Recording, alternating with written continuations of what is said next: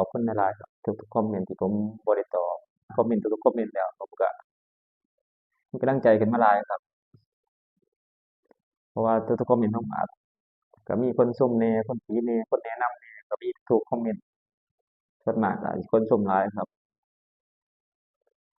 ที่ผมยิ้มอยู่นี่ผมภูมิใจในการเป็นยูทูบเบอร์ของผมนะครับถึงผมผู้ติดตามผมสิบ่หลายเท่าหลัก3,000กว่าคนแต่ยอดการเบิ่งยอดการรับชมของผมก็ตกอยู่หลักหมื่นหลักแสนเหมือนกันนะครับแต่ว่าตอนนี้ผมก็บ่ค่อยมีเวลาสิมีเวลาคลิปลงผมสิขอแนะนำว่าการหาปลาฤดูกาลนี้เหยื่อมักเราสู้เหยื่อสดบ่ได้เหยื่อสดแบบใดเหมาะครับหลายคนอาจสิอยู่ริมโขงหรือริมโขงสิรู้ครับคำว่าขี้ตะแคขี้เดือนหน้าตะกี้ตะกี้ช่วงก่อนออกพรรษาเราสิมุดเอาตอนนั้นล่ะครับแต่ช่วงนี้ฤดูกาลแห่งน้ำบกแล้วครับขี้เดือนน้ำขี้ตะแคเราสิขึ้นมาจากน้ำน้อยๆคือจิบๆน้ำนะครับมันสิเอาง่าย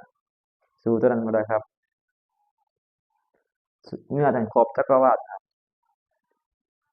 ฤดูกาลนี้สู้เหยื่อสดบ่ได้ครับ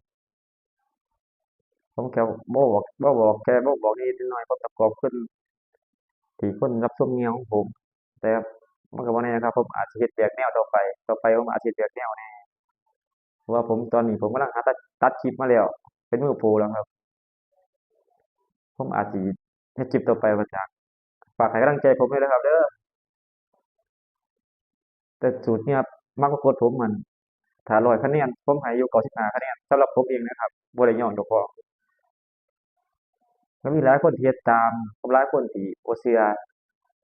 ผมก็บ่เป็นหยังครับคลิปนี้ก็เอาไว้ส่ำนี้ล่ะครับบ่แน่ครับคลิปหน้าอาจสิพ้อผมตกปลาก็ได้